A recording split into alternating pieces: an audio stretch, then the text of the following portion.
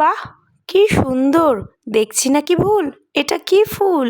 চৈত্র বৈশাখ মাসে সবজি বাজারে দেখা মেলে, কিন্তু এমন গাঢ় রানী গোলাপি রঙের দেখিনি তো আগে। বেঁধে চুল, খোঁপায় গুজি, নাকি ভোজন পাতের বড়া ভাজি? হ্যাঁ, এটা সেই পরিচিত বক ফুল। এ ফুলের শুনেছি পুজোও হয় নাকি, আবার সর্ষে পোস্ত চচ্চড়ি। কিন্তু খাওয়ার আগে যা করতে হবে, ফুলের ভেতর থেকে ফুলের পরাগদানি আর বাইরে বৃন্তের খোসা ছাড়িয়ে আলাদা করতে হবে।